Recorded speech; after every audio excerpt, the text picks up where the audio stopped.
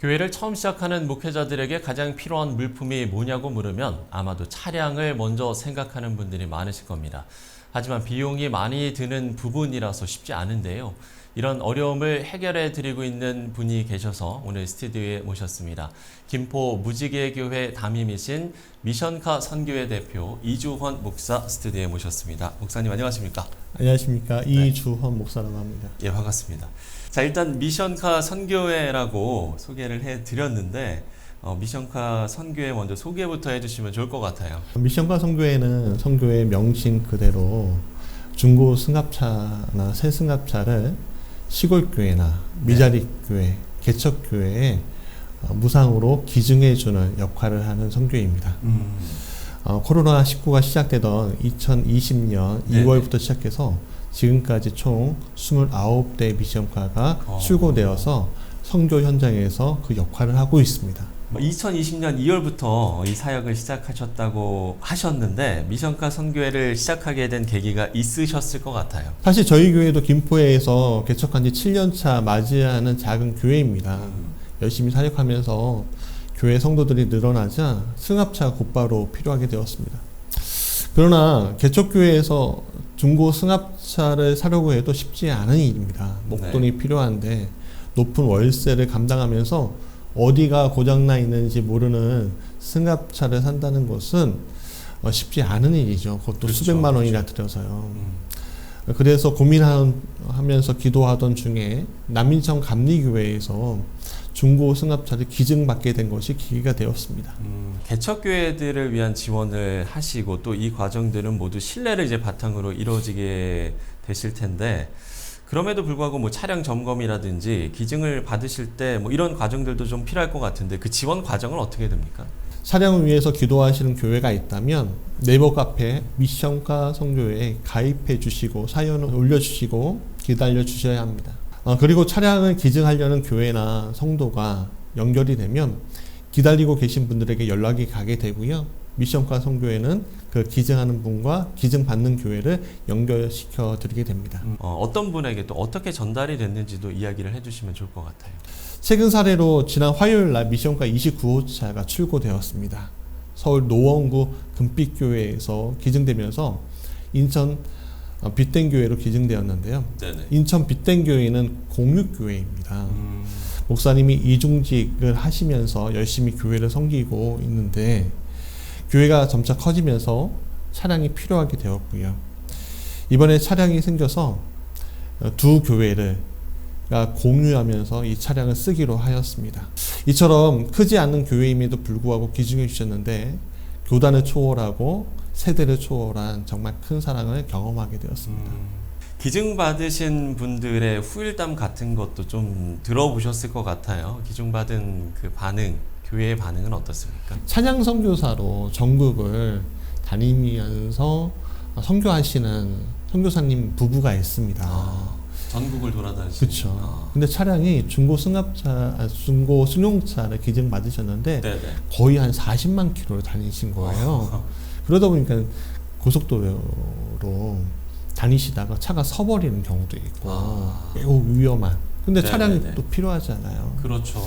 그러니까는 이걸 위해서 계속 기도하시고 미션카 선교회 요청을 해주셨는데 마침 안성에서 내과 의사를 하시던 한 젊은 집사님 부부가 미션카에 승용차를 기증하게 되었습니다. 기증을 받으시는데 너무 행복해하시고 그 차를 타고 또 전국을 다니시면서 찬양을 부르시고 또 작은 교회 찬양팀을 만드시고 제가 방송에서 성함은 말씀 못 드리지만 꽤 알만한 분이신데 놀라운 일들이 있다고 저한테 또 이야기해 주신 분들이 많이 있습니다. 지금 뭐 말씀을 하시면서도 상당히 이렇게 뿌듯함이 느껴지는데 이제 이 모든 게 자원봉사라고 말씀을 하셨는데 글쎄요, 그럼에도 불구하고 이 사역을 지속하고 계신 이유가 있으실 것 같아요. 사역의 필요성을 얘기해 주신다면요? 시골에서는 성도님들의 이동수단도 되지만 급할 때는 또 구급차 역할을 하죠. 그렇죠. 또 성도들을 장터까지 모셔다 드리거나 물건을 배달도 시켜드리고요. 그렇게 합니다.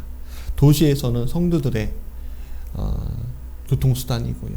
어제 제게 전화가 왔습니다. 몇 개월 전에 미션카에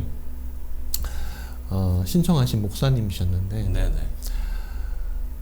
미션카가 언제 또 나올까요? 저희가 너무 급해서 그렇습니다. 이렇게 연락을 주시는 거예요. 근데 사연을 들어보니까 이 교회가 건물주가 월세를 높여달라고 해서 네네. 건물에서 쫓겨났다는 거예요. 그러니까 알아보던 도중에 자기 사역지에서 조금 멀리 떨어진 곳에 교회를 다시 얻게 되었는데 근데 성도님들이 노년이시니까 멀리서 올 수가 그쵸. 네. 예, 왔다 갔다 하기가 어려우니까 자동차가 너무 급하게 필요하다고 연락을 주시는 거예요. 바로 해결해 드리고 싶은데 이 마음만 급하지 이게 기다려야 하는 거 아니겠습니까? 네. 그래서 계속 발들 동동거리시면서 말씀을 하시는데 참 마음이 안타까웠습니다. 이야기를 듣다 보니까요, 뭐 도움이 필요하신 분들도 상당히 많은 것 같고 이런 사역이 조금 더 확장됐으면 좋겠다라는 마음이 들거든요. 어떻습니까? 사실 3년 반 동안은 1인 선교회로서 감리교회 안에 작은 운동으로 제일 처음에는 시작을 했는데요. 네네.